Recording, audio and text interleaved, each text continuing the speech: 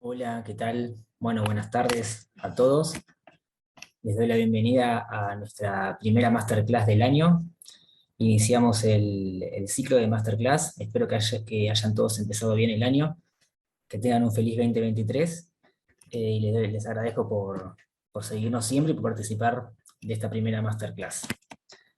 Hoy vamos a hablar sobre la relación de consumo de servicios, la relación de consumo de servicios educativos, a cargo de Jorge Oscar Rossi. Les comento un poco su CV antes de darle la palabra y ciertas indicaciones sobre la clase. Es doctor en Ciencias Jurídicas por la Universidad de Morón, abogado egresado de la UBA, profesor titular de Teoría General de las Obligaciones y Régimen Jurídico de los Consumidores y Usuarios en la Universidad Abierta Interamericana y árbitro del Sistema Nacional de Arbitraje de Consumo y publicista. Bueno, los que nos vienen siguiendo ya en la masterclass desde siempre saben que la idea es que se dé toda la exposición completa, el profesor va a compartir pantalla, y al final siempre brindamos un espacio de preguntas para los que quieran hacerlas. Por lo general las hacemos mediante chat, pero bueno, si hay alguna pregunta que requiere cierta explicación, me avisan y habilito el micrófono de la persona que lo requiera. También estamos en Facebook Live, así que los que nos están viendo en esa plataforma, si hay preguntas pueden comentarlas en la publicación, que yo se la paso a Jorge. Bueno, ahora sí, le voy a hacer lugar a Jorge.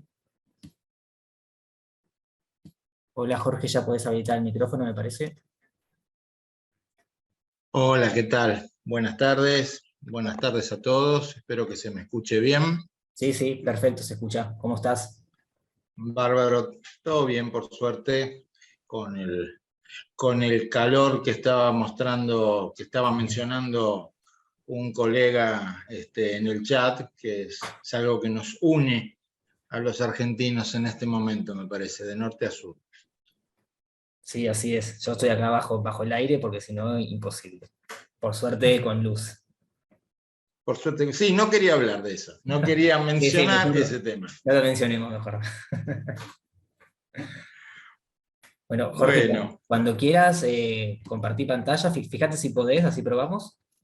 Perfecto, sí, parece que sí. Vamos a aprovechar entonces y ahora se tendría que estar viendo, a veces tarda un poco. Bueno, fenómeno. Ahí se ve perfecto. Bueno, bárbaro, entonces vamos a arrancar. Ya Federico hizo una introducción respecto de las particularidades que va a tener esta charla. Como tema, digamos, administrativo, lo único que me queda agregar, porque muchas veces se pregunta, uy, el PowerPoint, ¿qué va a pasar? ¿Lo va a dejar? ¿No lo va a dejar? Yo se lo voy a pasar a la gente de Microjuris, ellos verán cómo lo hacen llegar a los participantes, así como otro material. Sí, Federico. Voy a mandar un link para que puedan completar. Lo mando a la mitad de la clase más o menos, por si hay gente que se suma tarde, que ellos completan y ahí se les reenvía automáticamente el certificado de asistencia y el PowerPoint. Perfecto, bárbaro. Bueno, así vamos a hacer. Así que, bueno, obviamente pueden sacar fotos, lo que quieran, pero no se vuelvan locos por eso, porque el PowerPoint lo vamos a estar mandando, y lo mismo algún otro material que pueda surgir de alguna consulta o de la charla de hoy. Además, bueno, adelanto que dentro de unos días se va a publicar un artículo nuestro en Microjuris sobre un comentario, un fallo referido a daños y perjuicio producido en un establecimiento educativo. Así que, bueno, también de antemano los invito a leerlo. Bueno, vamos a ver varios temas en este tiempo, que acá estoy mencionando en esta diapositiva. Por lo menos vamos a verlo de la manera introductoria, como para tener un pantallazo de esta cuestión que es especialmente interesante por la litigiosidad que tiene. Y en cierto sentido, por la, a mi juicio, innecesaria complejidad que tiene también. Porque, bueno, acá me permití poner, ¿no?, dentro del marco normativo, que, valga la redundancia, qué normas un abogado tiene que consultar cuando se encuentra con por ejemplo, un caso de daños y perjuicios producido por un incumplimiento en la prestación de servicios educativos, ¿no? Y, bueno, además del Código Civil y Comercial, unos artículos que vamos a ver, tener en cuenta la parte general de contratos y toda la parte de responsabilidad civil, y además de, como vamos a ver hoy, también la Ley de Defensa del Consumidor, por supuesto, nos vamos a encontrar que en esta materia hay una abundantísima normativa. Acá mencioné algunas cosas a nivel leyes y tratados internacionales, con algunos artículos que se refieren, por ejemplo, a la protección de niños, niñas y adolescentes, o a la protección de los alumnos, o a los derechos de los alumnos, ¿no? Mencioné la Convención de los Derechos del Niño, la Ley 26.061 de protección integral de los derechos de niñas, niños y adolescentes, la Ley de Educación Nacional y algunos artículos que tratan específicamente esta cuestión. Tenemos una ley nacional para la promoción de la convivencia y el abordaje de la conflictividad social en las instituciones educativas. Miren qué título largo, que se ocupa también de estas cuestiones. Y además de eso, hay leyes provinciales. Provincia de Buenos Aires también tiene legislación, y hay decretos y hay resoluciones del Ministerio de Educación de la Nación y de los Ministerios de Educación o similares provinciales. Así que con todo este marco normativo, uno podría decir, bueno, estamos bárbaros, estamos sensacional, pero no estamos sensacional. Para nada estamos sensacional. ¿Por qué no estamos sensacional? Bueno, por un problema de eficacia de estas normas. Tenemos mucha norma que se mezcla, pero que muchas veces no se aplica o se aplica mal. Nosotros nos vamos a ocupar del enfoque que hay en materia de a nivel nacional, digamos, ¿no? No podemos descender a las distintas resoluciones de las respectivas provincias, pero desde ya les digo, porque sé que hay colegas de muchos lugares del país, que es importante consultar esa normativa provincial para ver si esa normativa provincial resulta ser más favorable que el régimen protectorio del consumidor. Si es menos favorable, acá vamos a ver algunos argumentos para desplazarla, pero si es más favorable, bueno, les va a venir bien, digamos así. Lo primero que uno tiene que tratar de ubicarse es que cuando hablamos de este contrato de prestación de servicios educativos, por lo general estamos hablando de un contrato de larga duración. Si bien el concepto prestación de servicios educativos es muy amplio, y abarca tanto eso que tenemos pensando, que probablemente tenemos todos en la cabeza, la escuela primaria, la escuela secundaria, la universidad, ahí no se agota la prestación de servicios educativos. La prestación de servicios educativos puede estar dada también con una institución de enseñanza de un idioma, por mencionar algo. Pero en general, el contrato de prestación de servicios educativos es un contrato de larga duración, bueno, para utilizar la terminología del artículo 1011 del Código Civil y Comercial, o de duración. No está pensado en agotarse, aunque podría darse en algunos casos, no está pensado en agotarse en un día, por ejemplo, en una sesión y nada más. Está pensado para durar varios años o, en algunos casos, por tiempo indeterminado. Este artículo 1011, que está en la parte general del Código Civil y Comercial, ni siquiera está en la parte de contratos de consumo, plantea varias cuestiones. Una que básicamente es ejercer el principio de buena fe, y otra que me parece muy importante para el contrato de prestación de servicios educativos, que está relacionada con el tema de la rescisión, la posibilidad de rescindir, no de resolver, de rescindir el contrato, de dejar sin efecto el contrato.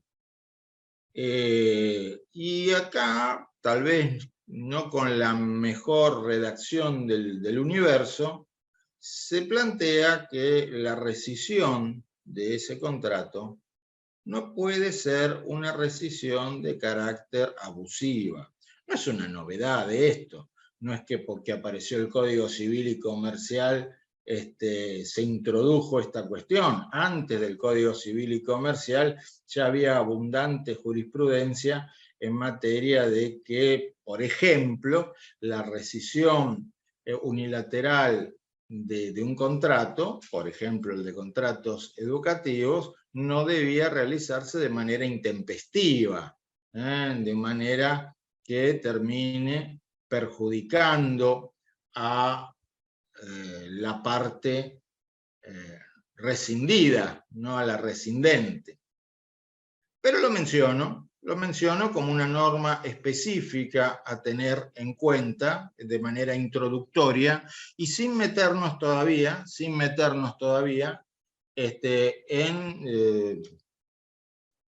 el contrato de consumo, o sea, en el contrato de servicios educativos como contrato de consumo. Y este principio que acá lo mencionamos para el caso de la rescisión, este principio que acá mencionamos para el caso de la rescisión, se tiene que ejercer no solamente en casos como el de la rescisión, sino en cualquier modificación del contrato que una de las partes pretenda realizar. Me adelanto porque ya había alguna consulta en el chat. Y ahora me voy a meter con más detenimiento en la cuestión. Y para eso, bueno, vamos a empezar a caracterizar el tema. Y vamos a decir algunas cosas que pueden parecer obvias, pero no lo son tanto.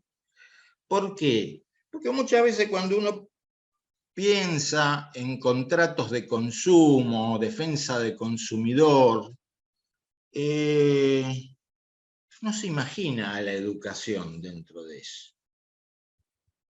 Es más, yo no estoy muy seguro de que cuando en 1993 salió la Ley de Defensa del Consumidor, los legisladores estuvieran pensando en los servicios educativos. Estaban pensando en la compraventa de televisores, de licuadoras, en ir al supermercado. Pero el derecho del consumidor no es, para utilizar la expresión de Tambusi, el derecho del yogur vencido. No se ocupa solamente de eso, sino que su marco de aplicación es muchísimo más amplio, sobre todo después de la reforma que tuvo la Ley de Defensa del Consumidor en el año 2008. No estoy hablando del 2015, estoy hablando del año 2008, donde en principio, como regla, todo contrato, o para ser más amplio, toda relación donde una persona adquiera o utilice bienes y servicios, puede estar atrapada por este encuadre. Es decir, todo contrato de bienes o servicios, en principio, puede ser contrato de consumo. O sea, en cuanto a la materia, como regla, no hay limitaciones en cuanto al objeto del contrato, sean bienes o sean servicios, salvo que haya una exclusión expresa, que en el caso de los servicios educativos no lo hay. Me adelanto a decirlo. No lo hay. Eso por un lado. Ahora, lo que necesitamos por el otro lado es tener a un sujeto que califique como consumidor, o sea, que adquiera en forma gratuita u onerosa, fíjense, gratuita u onerosa, ni siquiera importa que sea en forma onerosa, que adquiera el servicio educativo, que adquiera o que utilice el servicio educativo como destinatario final, en beneficio propio, dice la ley, o de su grupo familiar o social. Es más, el consumidor puede ser una persona humana o una persona jurídica, que en nuestra materia, no tiene tanta importancia. Y por las dudas, ya desde la reforma del 2008, incluso tiene los mismos derechos que el consumidor, por eso se lo llama equiparado, al que, sin ser parte de la relación de consumo, como consecuencia o en ocasión de la relación de consumo, utiliza esos servicios como destinatario final. Ahora lo vamos a bajar a tierra esto, lo vamos a bajar a tierra. Pero antes de bajarlo a tierra, necesito ver la otra pata o el otro sujeto en esta relación de consumo, en este baile, que es el proveedor, que puede ser una persona humana o jurídica. En nuestra materia, por lo general, es una persona jurídica.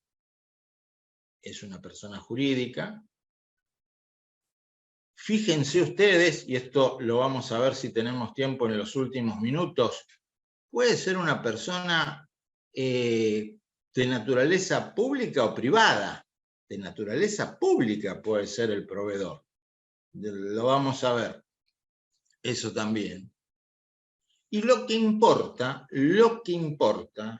lo fundamental, es que esa actividad, producir un servicio, por ejemplo, o comercializar un servicio, esa actividad la tiene que realizar de manera profesional.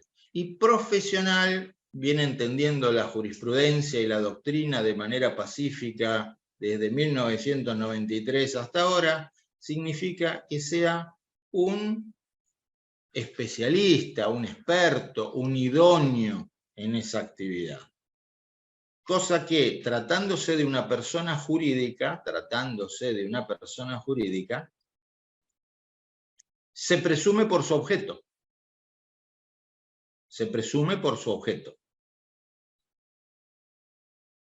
Ahora, antes que me pregunten, proveedor no es lo mismo que comerciante, que lo que era comerciante cuando estaba el viejo Código de Comercio. Que muchos que en la época del Código de Comercio calificaban como comerciantes, al mismo tiempo son proveedores, qué sé yo, Coto, Jumbo, por decir algo, Frávega, vamos a hacer publicidad. Sí, no me cabe la menor duda de eso. Eso no me cabe la menor duda. Pero proveedor no es lo mismo que comerciante. Entonces, para ser proveedor no es obligatorio que se trate de una sociedad, o lo que antes se llamaba sociedad comercial, ahora después de la reforma son sociedades. No, puede ser una fundación, puede ser una asociación civil. De hecho, si vamos al texto del artículo 2, puede ser una persona de naturaleza pública, puede ser el Estado, desde un punto de vista teórico. Después vamos a ver lo que dice la jurisprudencia, pero dice de naturaleza pública. Vamos al tema. El consumidor o usuario, como lo quieran llamar, puede adquirir este servicio en forma gratuita u onerosa. O sea, puede adquirirlo en forma gratuita, no por eso deja de ser consumidor, no por eso deja de haber relación de consumo. Podemos estar de acuerdo, podemos estar en contra, podemos discutir, pero vamos al texto. Entonces, no es excusa para pretender esquivar el encuadre, decir, somos una fundación sin fines de lucro, somos una asociación civil que vela por la educación de los niños y niñas. Me parece muy bien, pero eso no le quita su posible carácter de proveedor. Eso es muy importante tenerlo en cuenta. Muy importante tenerlo en cuenta. Y otra cosa muy importante tenerla en cuenta, y me adelanto a decir que lamentablemente hay jurisprudencia a la que esto que estoy diciendo le resulta chocante, y ahora les voy a explicar un poquito por qué. Hay que tener en cuenta también otra cuestión, que está en el artículo 3 de la Ley de Defensa del Consumidor. Fíjense la última parte del artículo. Las relaciones de consumo se rigen por el régimen establecido en esta ley y sus reglamentaciones, sin perjuicio de que el proveedor, por la actividad que desarrolle, esté alcanzado a sí mismo por otra normativa específica. Entonces, de vuelta, no es excusa que el proveedor diga, mire, yo soy un banco, estoy alcanzado por la ley de entidades financieras y además me controla el Banco Central. O diga, yo soy una aseguradora, estoy regulado por una ley específica que es la ley de seguros y me controla la superintendencia de seguros. Yo soy una empresa de medicina prepaga, bla, bla, bla. O yo soy una institución educativa, estoy alcanzado por la Ley de Educación Superior y me controla el Ministerio de Educación. No, no. Una cosa no quita la otra. La Ley de Defensa del Consumidor se aplica igual aunque el proveedor tenga una legislación específica. ¿Y cómo se aplica? Se aplica con el criterio de la norma más favorable. Criterio que está en el artículo 3 de la ley. En caso de duda, prevalece la interpretación más favorable del consumidor, y está también mencionado en dos artículos del Código Civil y Comercial, el 1094 y el 1095. O sea, es muy probable que sobre el mismo tema rijan varias normas, incluso normas nacionales, provinciales, etc. Pero se va a aplicar, si logramos encuadrar esa relación como una relación de consumo, de todas esas normas se va a aplicar la más favorable para el consumidor. Entonces, en principio, si ustedes me dicen, miren, en mi provincia hay una resolución del Ministerio de Educación que les prohíbe a las escuelas primarias privadas rescindir el contrato si no cumplen con tal o cual cosa. Bueno, eso es más favorable, en una de esas, más preciso que este artículo 1011 que les estoy mencionando. Entonces, si yo soy el abogado y voy por la parte actora, voy a invocar esa resolución del Ministerio de Educación, por supuesto. Pero tengamos en cuenta dos cositas. Primera cuestión que voy a tener en cuenta es que si yo soy abogado de la demandada, voy a plantear la inconstitucionalidad. de esa resolución, planteando tal vez que invade competencias propias del legislador nacional, porque está tratando sobre un tema que es rescisión de contratos. Vamos a ver qué me dice el juez. Entonces, si hay una rescisión, si hay una resolución o una ordenanza municipal o un decreto provincial o una ley provincial que tiene un régimen todavía más favorable, sí, por supuesto que la vamos a invocar y vamos a mencionar además justamente este artículo, el 1094, que habla de la interpretación y prelación normativa. Siempre el principio es la norma más favorable. La norma más favorable puede estar en la ley de consumidor o en otra norma, pero siempre teniendo en cuenta que otras herramientas tiene la ley de defensa del consumidor o el Código Civil y Comercial para el caso de que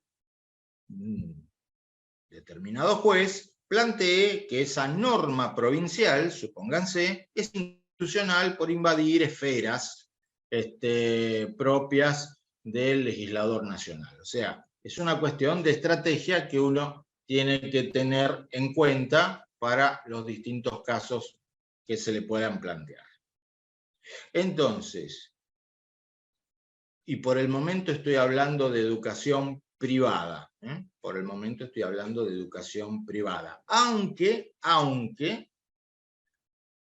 de la lectura de este artículo 2 y de la lectura de este artículo 1, podríamos tranquilamente decir que la relación que hay entre un alumno y el Estado, en el caso de la educación pública, podríamos decir, desde un punto de vista teórico, ojo, es una relación de consumo. Fíjense ustedes, ya que estamos, esto es un ejemplo muy interesante, que la Ley de Defensa del Consumidor y la Constitución Nacional, en el artículo 42, no habla de contrato de consumo, habla de relación de consumo.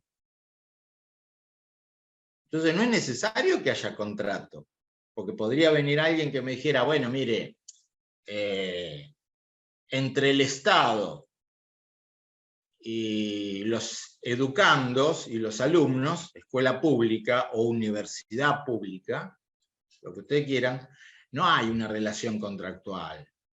Y bueno, podríamos discutirlo. Y lo podemos discutir. Pero la Ley de Defensa del Consumidor y la Constitución Nacional, cuando establecen los derechos del consumidor, no usan la expresión contrato, usan la expresión relación de consumo. Así que hay argumentos teóricos para plantearlo. Sin embargo, van a ver que yo me voy a centrar bastante en educación privada, porque en educación privada, primaria, secundaria y universitaria, podemos decir hoy día que hay un consenso, no unanimidad, un consenso mayoritario respecto de que estamos hablando de contratos de consumo y relaciones de consumo.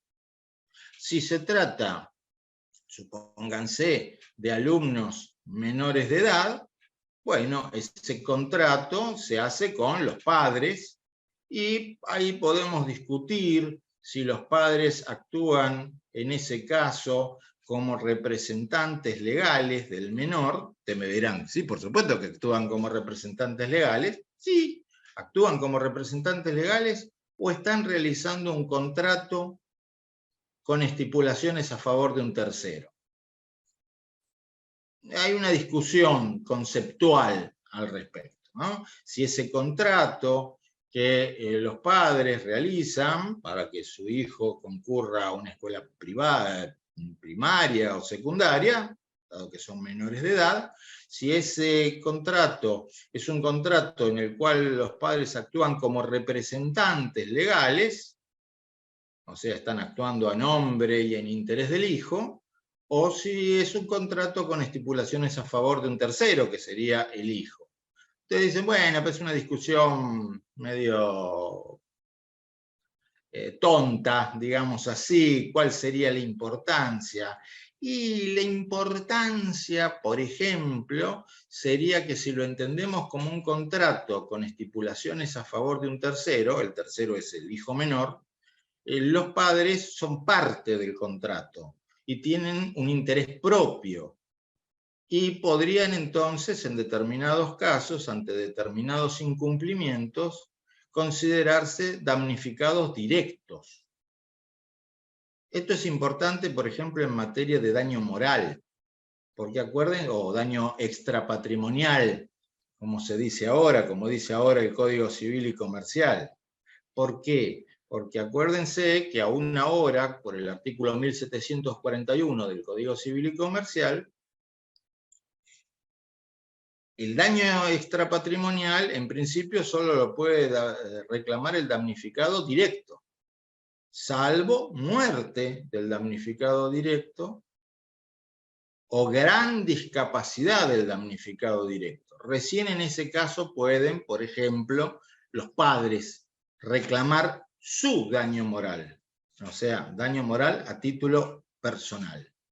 Pero en cambio, si lo que yo estoy planteando es que el contrato de prestación de servicios educativos es un contrato con estipulaciones a favor de un tercero y que yo como padre tengo un interés propio en la educación y en la seguridad que se le brinde a mi hijo en las instalaciones educativas, ahí, en caso de un incumplimiento, puedo reclamar mi daño moral como damnificado directo. Es un tema conceptual, pero no es una tontería, digamos así. O mejor dicho, no es de esos temas que le gustan a algunos autores que escriben y escriben y escriben y uno dice, bueno, pero en definitiva, ¿qué importancia práctica tiene esto? Tiene su importancia práctica, ¿eh?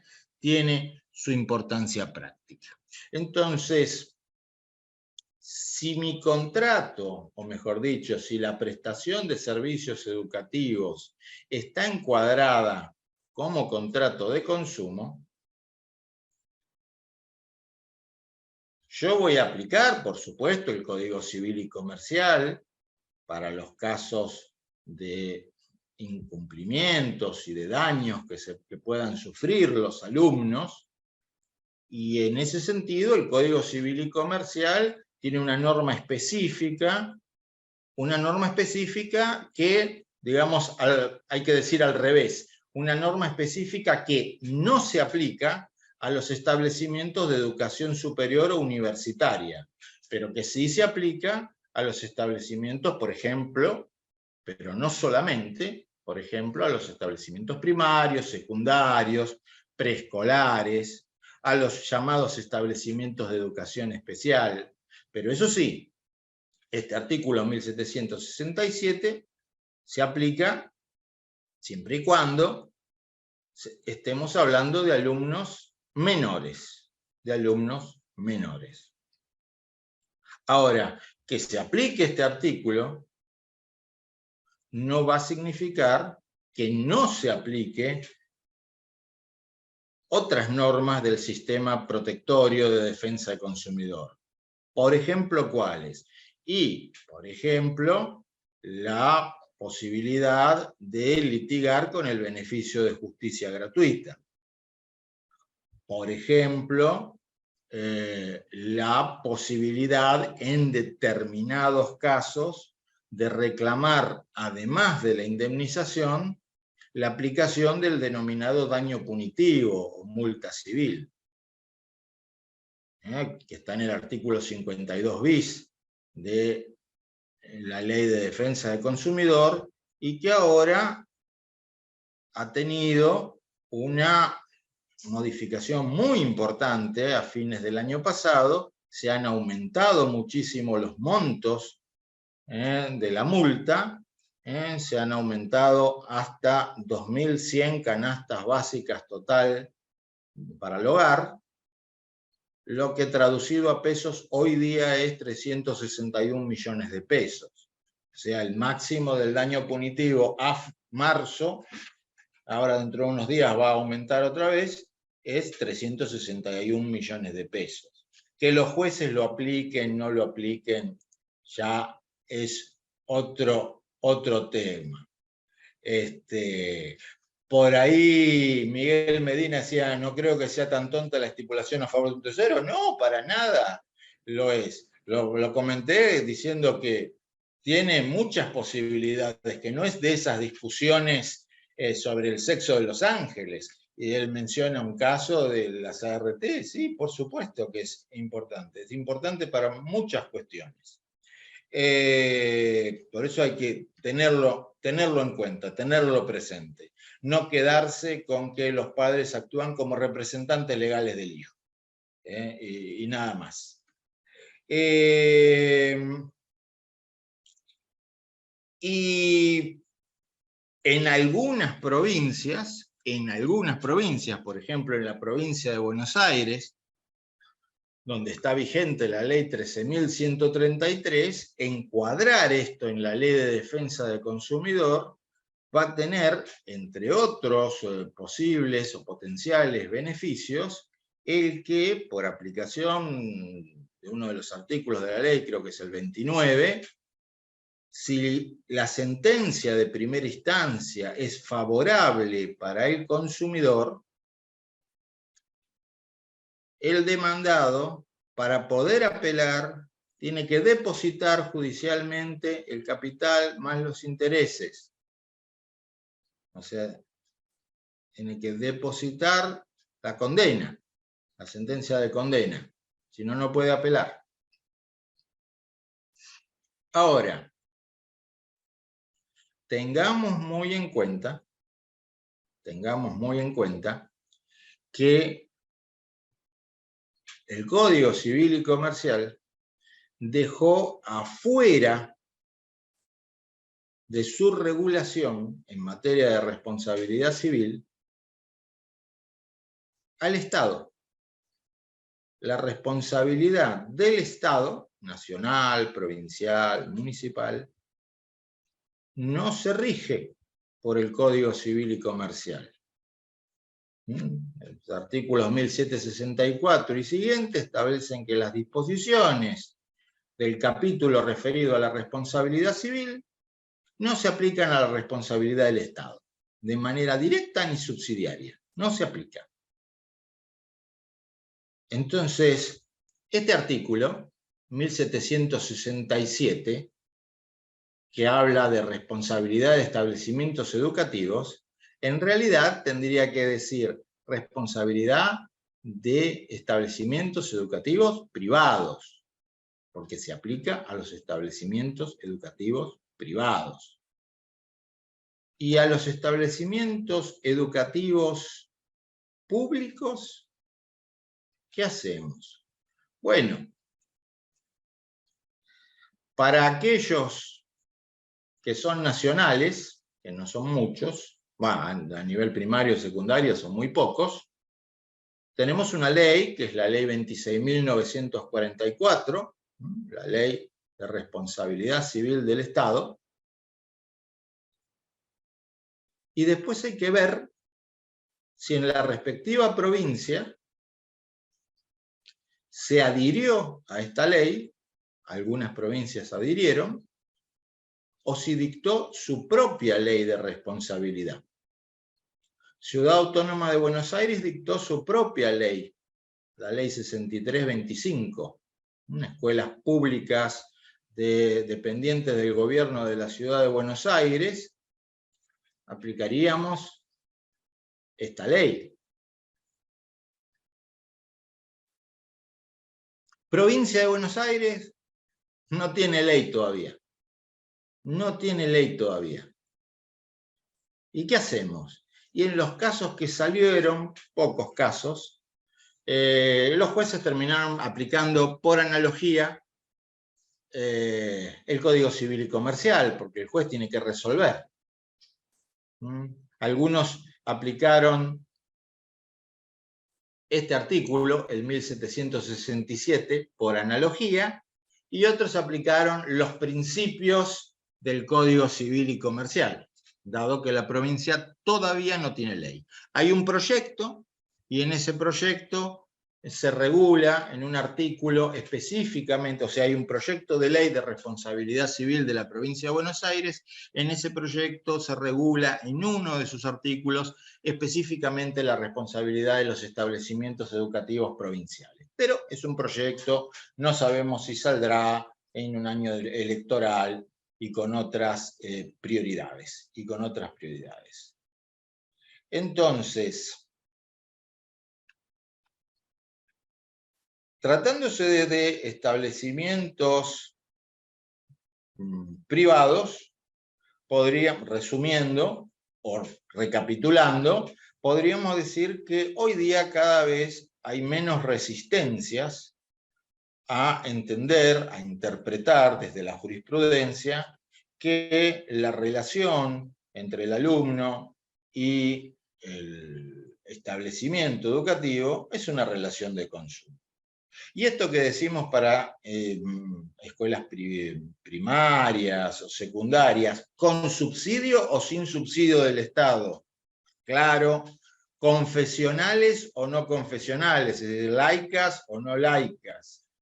Esto también es aplicable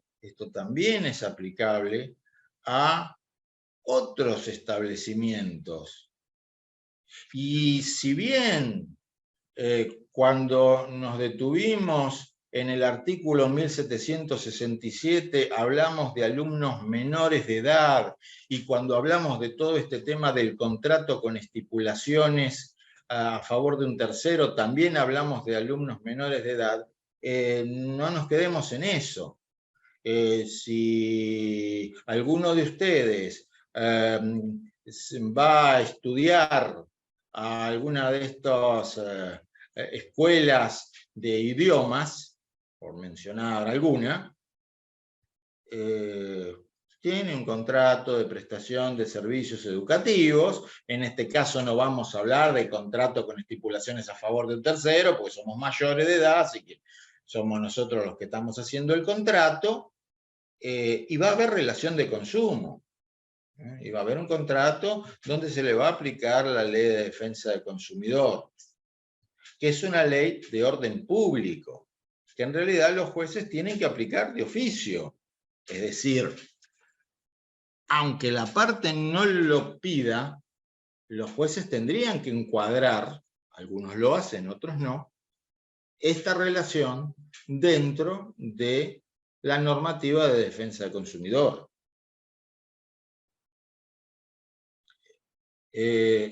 Entonces, para seguir con el tema, el hecho de que se encuadre dentro de la normativa de defensa del consumidor significa también que es perfectamente viable que se hagan denuncias por incumplimientos, por infracciones, ante la autoridad de aplicación de la Ley de Defensa del Consumidor. Ahora, yo sé que algunos de ustedes me van a decir, escúcheme, yo cuando quise hacer eso en tal lugar, me sacaron prácticamente corriendo, me dijeron, no, la denuncia administrativa la tienen que hacer en el Ministerio de Educación porque nosotros no nos ocupamos de eso. Bueno, sí, una cosa es la teoría y otra cosa es la práctica en cada lugar. La autoridad de aplicación en materia de defensa del consumidor está en nuestro país descentralizada, es decir, hay una autoridad nacional y después cada provincia tiene su autoridad de aplicación que a su vez puede delegar en los municipios todas o algunas de esas facultades. Por ejemplo, en provincia de Buenos Aires, la autoridad de aplicación es a nivel municipal. Entonces, acá tenemos una multitud de posibilidades. Hay autoridades de aplicación que trabajan muy bien y hay autoridades de aplicación que trabajan muy mal y que lo que buscan es sacarse casos de encima. Hay autoridades de aplicación que tienen personal suficiente y capacitado para hacerse cargo de estas cuestiones, y hay autoridades de aplicación que no tienen una persona sola encargada de, qué sé yo, manejar no sé cuántas denuncias y que a veces ni siquiera es abogado o abogada. Entonces, sí, una cosa es la teoría que les puede decir Rossi y otra cosa es la aplicación práctica, lamentablemente. Pero bueno, uno por lo menos lo que puede tener son los elementos para en todo caso insistir y decir, ¿cómo no me va a tomar la denuncia? ¿Por qué no me va a tomar la denuncia? ¿De dónde sale que no se le aplica la ley de defensa del consumidor cuando, por ejemplo,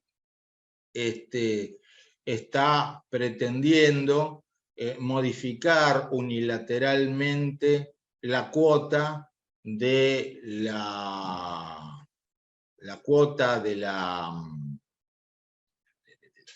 matrícula, la cuota escolar, como vi ahí en un chat, en un 250% a 3 días antes de comenzar. Esas modificaciones unilaterales del contrato, no nos olvidemos que al ser un contrato de consumo, y no lo dije porque lo sobreentendí, al ser un contrato celebrado por adhesión a cláusulas generales predispuestas, estamos ante un contrato donde hay una parte, que en este caso es el alumno, o los padres del alumno y el alumno, que es la parte débil estructuralmente, la parte que no tenía posibilidad de negociar. Por lo general, es la institución educativa, la parte fuerte, porque es la que predispone. Entonces, ese contrato puede tener, y muchas veces tiene, cláusulas abusivas. Y aunque no tenga cláusulas abusivas, se pueden dar el caso de prácticas abusivas. En algunos casos hay regulaciones del Ministerio de Educación, de Nación o de provincia sobre las posibilidades de aumentar las cuotas. En otras no hay. Pero el ejercicio no puede ser abusivo, no puede ser un ejercicio que ponga a la otra parte en una situación de desprotección. ¿Por qué? Porque en materia de servicios educativos, en algunos casos, el alumno es, entre comillas, cautivo de la institución. ¿Por qué? Bueno, las razones pueden ser muy variadas. Puede ser por una razón geográfica, no hay otro lugar a donde ir a estudiar, y ahí entonces puede haber un abuso de posición dominante, que está regulado en el Código Civil y Comercial.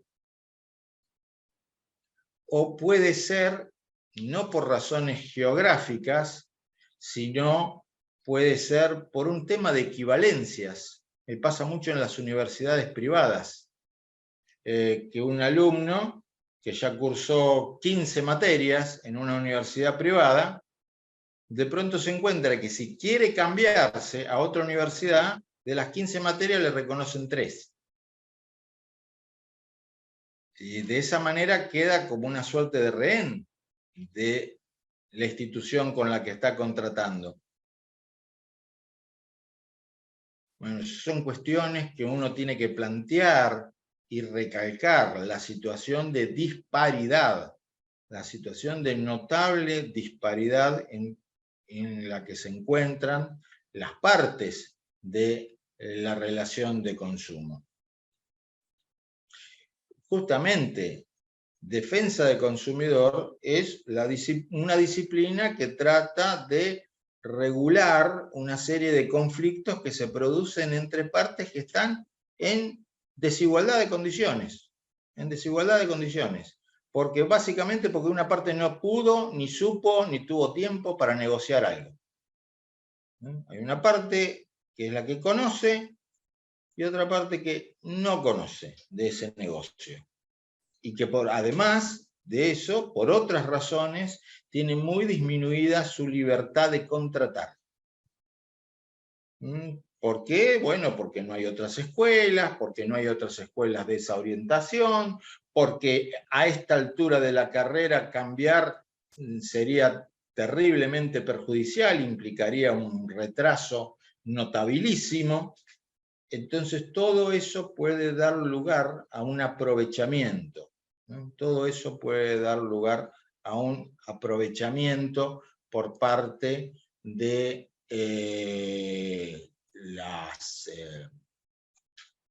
la autoridad de la institución educativa. Ahora bien, ya me adelanto a decirles, ¿y los que son mayores de edad? ¿Qué pasa con los que son mayores de edad? ¿No se le va a aplicar el artículo 1767? No, no se le va a aplicar el artículo 1767. Uy, pero qué problema. ¿Y qué pasa si ese alumno sufre un daño en esa institución educativa? ¿Qué herramientas tengo? ¿Solamente tengo las herramientas de la Ley de Defensa del Consumidor? Tengo las herramientas de la Ley de Defensa del Consumidor, por ejemplo, artículos 5 y 40, que regulan el artículo 5, el deber de seguridad, y el 40 establece la responsabilidad objetiva por daños que pueda sufrir el consumidor o equiparado por vicio o riesgo de la cosa o de la prestación del servicio. Por ese lado, tengo defensas, pero sin necesidad de recurrir, o digamos, además de esos artículos, y sin entrar en el 1767, que no se aplicaría porque son alumnos mayores de edad, si se trata de daños que ese alumno sufrió por el riesgo o vicio de las cosas, qué sé yo, se le cayó una pared, o se cayó de una escalera, o se vino abajo el ascensor de la escuela o de la universidad o de lo que sea, bueno, van a aplicar los artículos 1757 y 1758 del Código Civil y Comercial, que establece la responsabilidad del dueño y del guardián de esa cosa, ¿no? Porque el inmueble puede ser alquilado. El propietario del establecimiento educativo puede haber alquilado ese inmueble.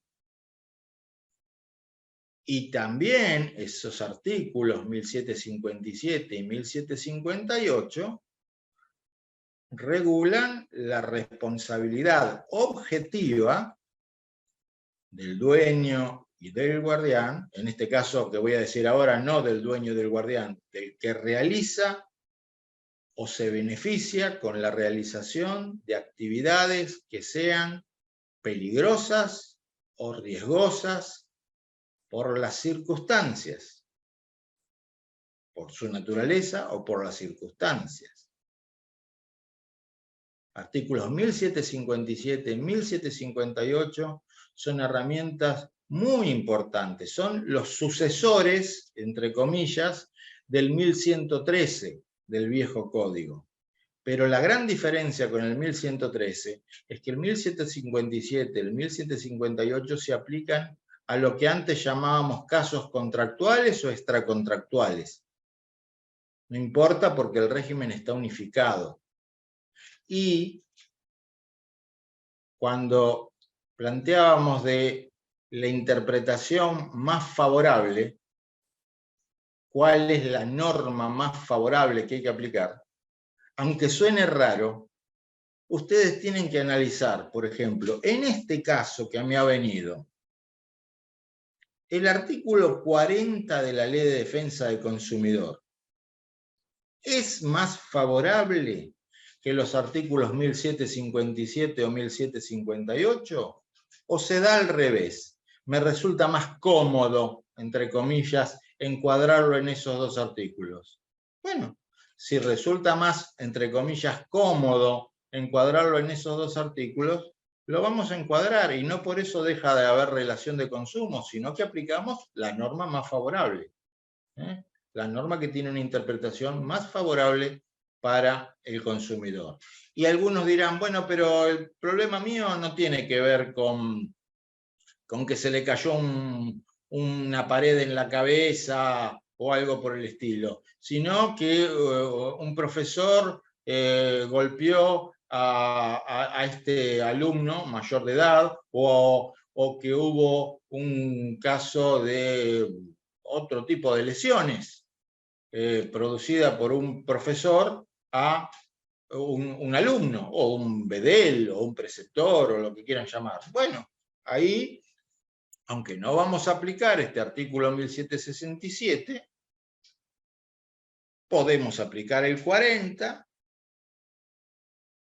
o podemos aplicar la responsabilidad del principal por los hechos del dependiente, que está en el artículo 1753 del Código Civil y Comercial, que también es una responsabilidad objetiva.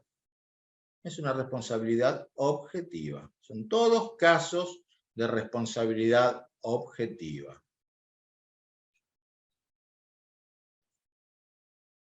Y tratándose de establecimientos, por ejemplo, universitarios, y no universitarios también, una escuela pública. Una escuela pública. Bueno, ya vimos que a la escuela pública no se le aplica los artículos del Código Civil y Comercial referidos a la responsabilidad civil. Hay que aplicar la ley de responsabilidad del Estado. Bueno, bárbaro. Que también, les aclaro, les adelanto, establecen un régimen de responsabilidad objetiva y que tienen el mismo plazo de prescripción de 3 años. Por las dudas, antes de que me lo pregunten, la ley nacional, la 26944, tiene un plazo de prescripción de 3 años, el mismo plazo que tiene hoy el Código Civil y Comercial. Pero bueno, está bien, no se aplica la parte de responsabilidad civil, salvo que uno llegue a plantear la inconstitucionalidad, ¿no?, de estos artículos, pero supongamos que no planteamos la inconstitucionalidad, no se aplica. ¿Se aplica la ley de defensa del consumidor? Porque estos artículos dicen que no son aplicables las disposiciones de responsabilidad del Estado, pero no hay ningún artículo que diga que no se aplica la ley de defensa del consumidor. Y retrocediendo en algunas diapositivas, es más, el artículo 2 nos dice que proveedor puede ser una persona de naturaleza pública. Entonces, el Estado puede ser proveedor. Entonces se podría aplicar. Ahora, se podría es una cosa, que se aplique es otra. ¿Qué quiero decir con esto? Que así como les decía hace un rato, que en materia de enseñanza privada cada vez hay un mayor consenso respecto de que la relación es una relación de consumo, en la jurisprudencia cada vez lo van a encontrar más. En materia de servicios educativos prestados por el Estado, nacional, provincial o municipal, el tema está a nivel doctrinario y jurisprudencial discutidísimo. Discutidísimo. Ustedes van a encontrar unas cuantas sentencias, relativamente bastante jurisprudencia, no tampoco muchísima, pero buena jurisprudencia, donde le apliquen la ley de defensa del consumidor a universidades privadas. Por ejemplo, hace poco me pasaron un caso de Rosario, el abogado que lo llevó adelante, donde había existido una modificación intempestiva del lugar de cursada y de planes de estudio, sin informar, sin nada por el estilo, y bueno, se aplicó la ley de defensa del consumidor para condenar a indemnizar los daños y perjuicios. En universidades privadas cada vez lo vamos a encontrar más. En universidades públicas no. Hay que estar preparado para el no, digamos así. ¿Y esto por qué? Porque todavía hoy, año 2023, existen dos concepciones distintas en la jurisprudencia y en la doctrina sobre qué es la relación de consumo. No hay que olvidarse que nuestra ley actual es de 1993. Tuvo reformas importantes, sí, pero no hubo una reforma integral. No hubo una reforma integral, hubo parches, entre comillas. Entonces no estaba pensada para estas cuestiones. No estaba pensada para estas cuestiones. Estaba más pensada para la compra de licuadora, digamos así. Para el consumidor que compraba en el supermercado. Estaba más pensada para eso que para estos temas que estamos hablando ahora.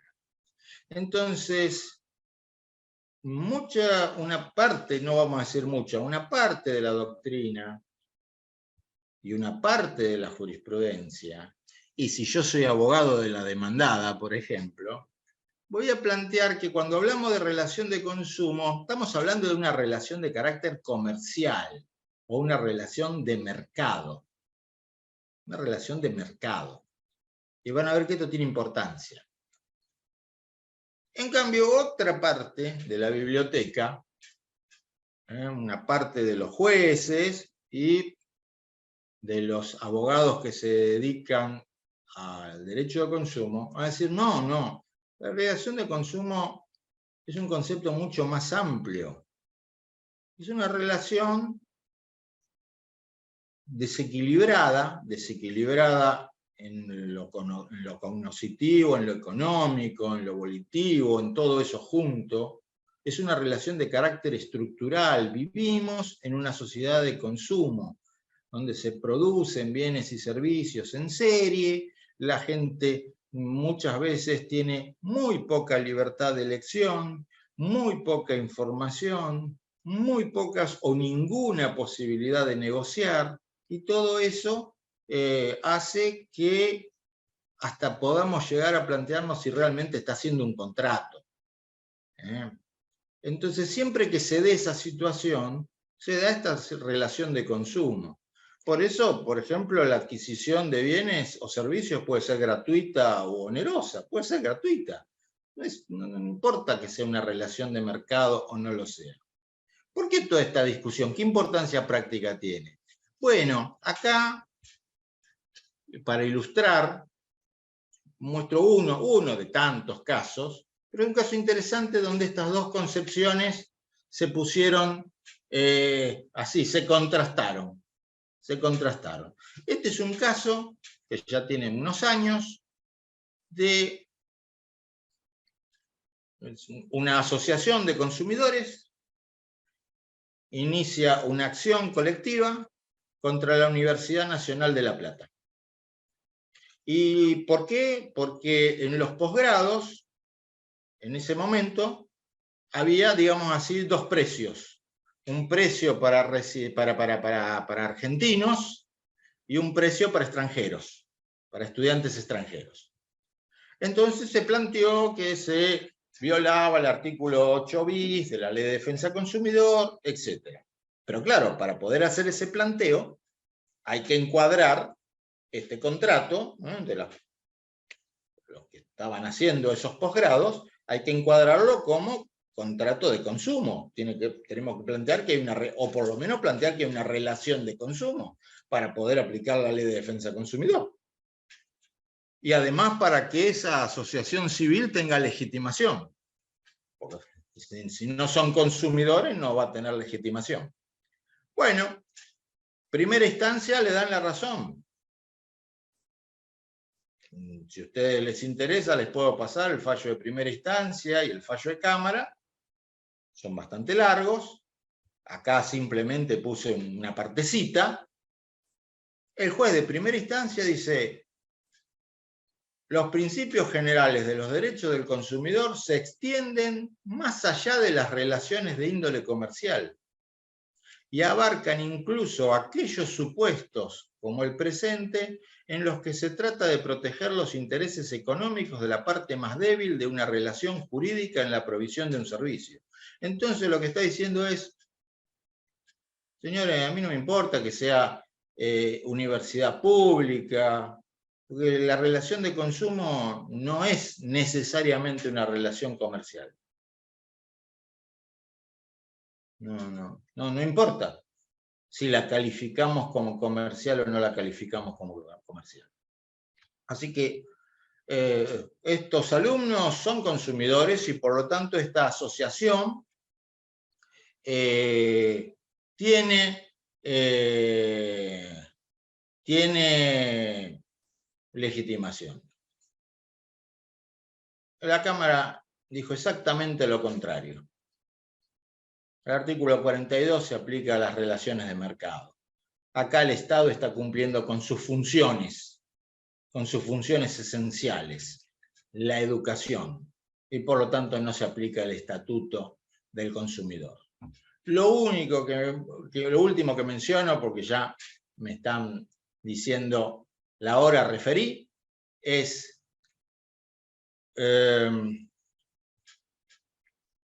todo muy lindo lo que está diciendo Rossi. Tengan en cuenta que el artículo 1767 establece un seguro obligatorio de responsabilidad civil, pero como no dicen más que eso, porque en definitiva lo deja la regulación de superintendencia, lo que tenemos es a nivel Corte Suprema de Justicia, la Corte Suprema de Justicia de la Nación, hace un par de años, entendió que el límite de cobertura del contrato de seguro obligatorio de responsabilidad civil es oponible a la víctima. Entonces, si ese límite de cobertura quedó disminuido por la depreciación monetaria, se embroma. Hacerlo corto y para dejarlo más o menos tranquilo a Federico y no seguir hablando tanto. Bueno, yo dejo de compartir y quedo entonces abierto a las consultas que me puedan hacer. Algunas fui viendo en el chat y estuve tratando de responder. Y bueno, las demás decime, Federico. Dale. Y trataremos de... Gracias, Jorge, por la exposición. Perdón por lo del tiempo, pero bueno, el tiempo apremia. No, me parece muy bien el Así damos tiempo espacio, de todos. Sí, así damos espacio a las preguntas por si alguien quiere hacer una pregunta. Algunas respondiste, como ya mencionaste. Está abierto el espacio de chat si quieren comentarlas ahí, y si alguien quiere formularla hablando, que me diga y le habilito el micrófono.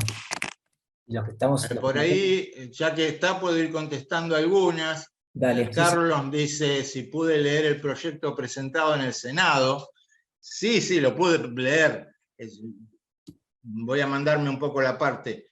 Yo fui uno de los redactores de ese proyecto, en la parte de responsabilidad civil y de seguro obligatorio. Así que sí, lo pude leer. Vamos a ver qué es lo que pasa en su tratamiento, si es que hay tratamiento. Estamos en un año muy particular. Bien, a ver si más. Por ahí dicen mayores de edad que van a finalizar la secundaria con el plan Fines, que son muchos, también estarían cubiertos por la norma. Bueno, los mayores de edad no están cubiertos por el 1767, hay que aplicarles los otros artículos que mencioné. El plan Fines es de carácter estatal, así que se plantea toda esta discusión que estamos diciendo, más allá de que en mi opinión, por lo que pueda valer mi opinión, hay relación de consumo, indudablemente.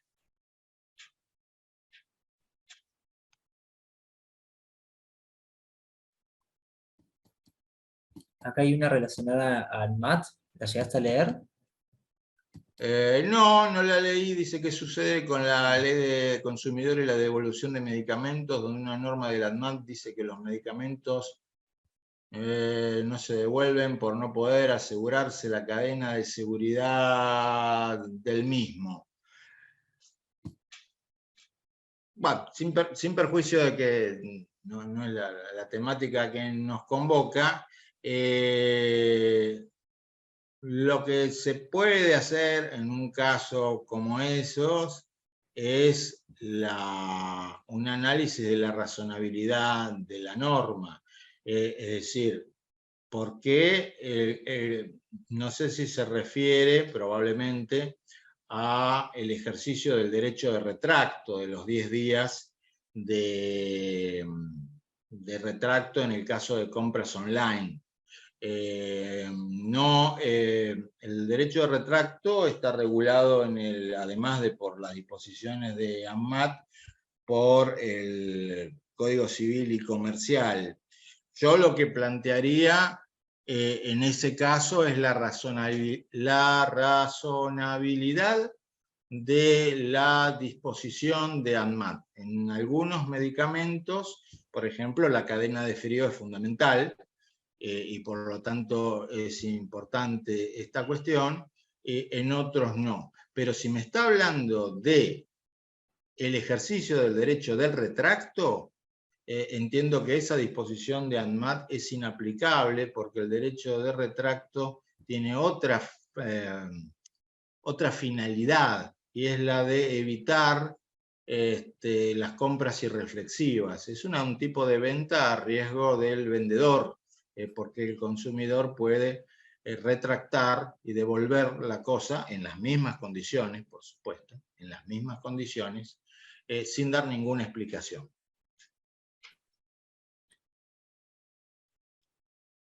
Bien. Bueno, después no sé si hay otra. ¿Vos Hay ves otra, otra?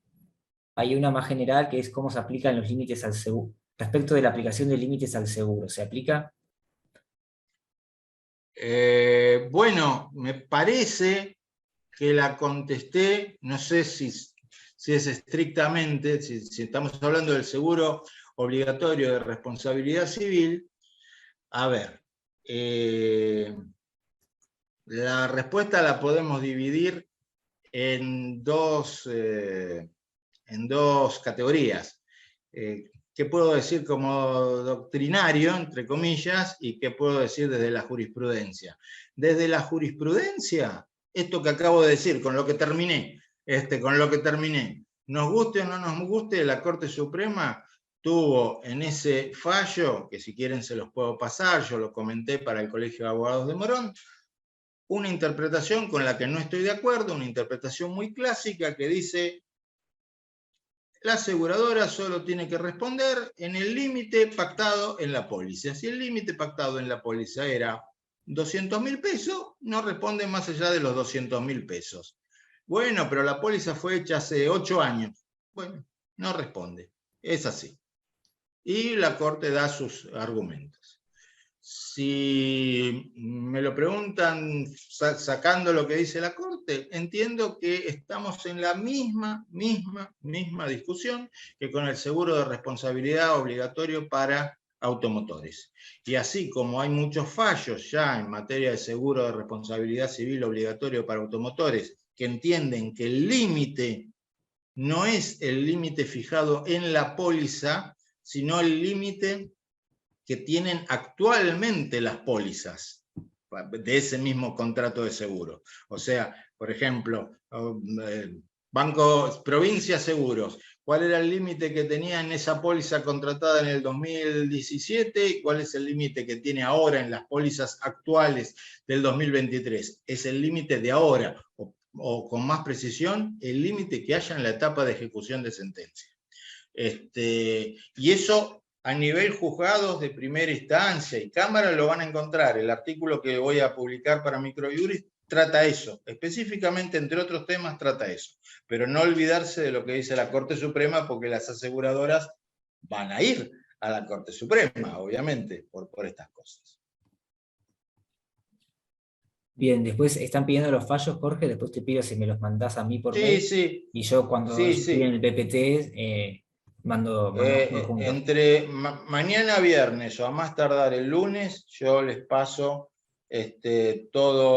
todo esto, incluso en algunos tengo comentado, así que se los puedo pasar, y les voy a pasar también, aunque van a decir ustedes, ¿qué tiene que ver esto? Se volvió loco, un artículo que publiqué para Microjuris sobre modificación unilateral del contrato.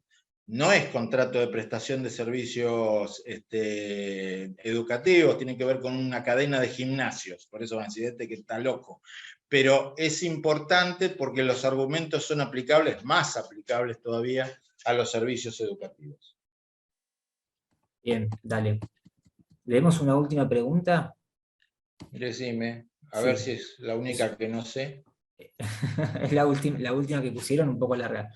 Respecto de la obligación de depósito, a fin de que proceda apelación en sentencia favorable que prevé la ley Provincia de Buenos Aires, también se deben depositar los honorarios y costas y los jueces se niegan a regular honorarios provisorios y solicitan liquidación y traslado de la misma, que luego queda desautorizado. ¿Qué se puede argumentar? Quizás si es muy al caso concreto, difícil de responder.